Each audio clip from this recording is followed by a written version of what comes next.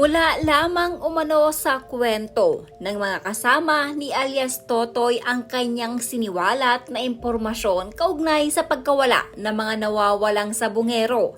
Ito ang bahagi lamang ng kanyang naging panayam sa programa ni Ted Filon nang magpaunlak ito.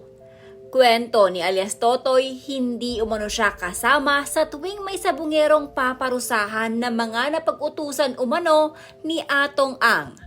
Ayon sa kanya, sa kwento o sa video lamang umano yan nakita ang mga ginawang pagpaslang sa mga sabungero. Yung bahay ko kasi nasa loob ng farm ni Mr. Atong Ang, doon sa Lipa. Pag tinawag yan sa akin, pinupuntahan ko kagad yan sa Santa Cruz. At kinausap ko yung mga grupo na yan. Saka dinala ko sa mayroon kayo bahay doon na rin sa si Mr. Atong Ang. Yung sa may bandang kusina, doon ko sila kinakausap habang inaantay ko yung grupo ng mga pulis. Okay, medyo naputol ka doon. Naandun ka sa Lipa, no, na farm nitong si Ginoong Ang.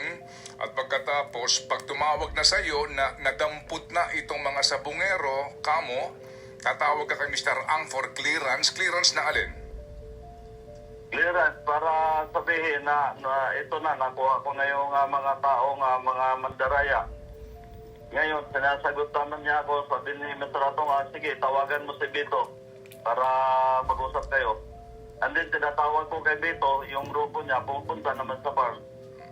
Okay, saan dinadala? Halimbawa, itong mga nawala dito sa arena sa Santa Cruz, Laguna. O, saan sila dinala? Saan? Doon sa Talisay, Batangas. Oo, sa Talisay, Batangas. Doon sila dinala. Ano yun? Safe house ba yun? Ano yun? Rest house ba yun? Ano yun? Sir, may isang pulis doon, may-ari ng palaisdaan. Doon yung dinadala sa palaisdaan niya. Okay, pagkatapos pa, sa pagkakataong ito, kasama ka mismo nitong mga dinampot na mga sabungero? Hindi po, hanggang farm lang ako. Tinuturnover ko lang po sa kanila yan. Ngayon, paano ko nalaman bakit doon dinadala sa Batangas, sa Taal? Gawa ng nagkikwentuhan yan sila sa akin, tapos sobrang dami. Siyempre, pag tumawag, bakit sobrang bilis naman yan? Baka naman maya-maya, maano tayo ni Mr. Atong Ang. Ngayon, saan polis dyan na pinapakitaan ako ng video na kung paano nila kinatay ang mga yan, kaya doon ako nagka-idea kung paano. Okay, sige. So, ganito, sa lahat ng mga kaso nitong mga dinukot, dinampot ng mga sabungero, doon sa iba't ibang mga sabungan, meron ka bang mismo ikaw present sa panahon na sila'y pinatay? Wala po. Yung isa, mayroon na naman ebidensya, yung nakitaan sa CCTV, mayroon isang naglakas loob na videohan. Yung dinukot na sabungero. Yun yung kasama nila kahapon ni Mr. Atong Ang nung mag-file, yung si Rogelio Burrigan, yung nakapula, at saka yung nakasombrero na pula, si Rodilo Anigig. Sila po, dalawa ang nagbitbit na nakuhaan ng kamera bago mawala yung isang missing sabungero. Pagpapatuloy pa ni alias Totoy ay bukod umano sa isang video na pinakita niya sa publiko nitong nakaraan.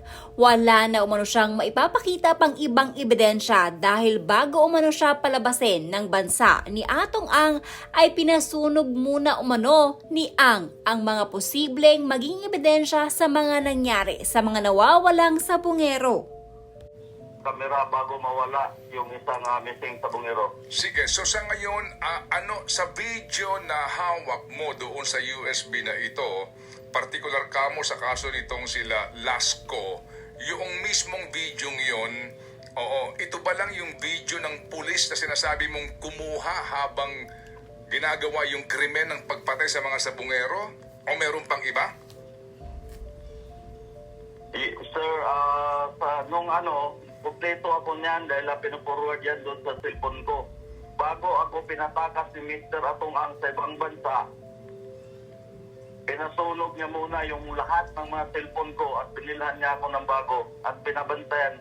Dapat yung isa na puno ng mga ebidensya, kahit tago ko sana yun, pinabantayan niya ako doon sa driver niya. Nung nakita na nasa bulsa ko, kuya, ano yan? Ay, yun. isama ko na rin pagsunog. Oo, so sa ngayon, wala kang hawak na video na iba maliban doon sa USB na hawak mo kamot may duplicate ka na. Opo. Oo. So sino mismo yung gumagawa ng karumal-dumal na krimen na iyong ibinanggit sa amin kanina? Hindi mo mga kilala iyon kasi nga nasa video sila pero hindi mo kilala mga mukha nila kung sino sila? Yes, sir. So doon sa napanood mo lang na video, may identified ka doon, kilala mong mga pulis. Kilala ko yung mga pulis. Gawa nang nandun ako rin nung time na pag nire-receive nila yung tao. So, alam ko na sila yon. So dito sa sinasabi mo na pagtapon sa lawa, bagamat may video ka, hindi mo nasaksihan mismo, personal, yung pagtatapon ng mga bangkay sa lawa. Yes, sir. So maaring sabihin, ngayon ba kasi doon ang lawak kasi ngayon yung surface area ng Taal Lake ay 234.2 square kilometers ito. Maaring hindi mo matutukoy specifically kung saang banda ng lawa itinapon ng mga bangkay? Yes, sir. Pero may ginagawa na mga CIDG sa ngayon. Meron na siguro silang nakuhang tao para ituro kung saan banda itinatapon sa lawa. Doon sa mga binabanggit mo na mga video na pinapadala sa iyo, may sinasabi ka na napapanood rin ito ni Mr. Atong ang umano? Yes, sir. Pinapakita ko yan sa kanya. Meron ka bang mga parang recording o pag-notes kung anong mga araw ito, kailan ito, saan mo ito pinakita, at sino-sino doon sa mga case studies ng mga 34 nawawalan sa bungero kung sino mga to? Yung sir, ang may pinanghawakan lang ako, yung booster na pagkatapos sila katay, hihingi ako ng pera kay Mr. Atong Ang. Mayroong booster na hindi ko sinauli sa opisina. Yun ang hawak ko. May mga perma at saka yung isang team leader.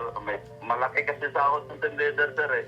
Simula nung nawala si John Lasco, 2 milyon na kagad ang monthly nung pinaka-team leader.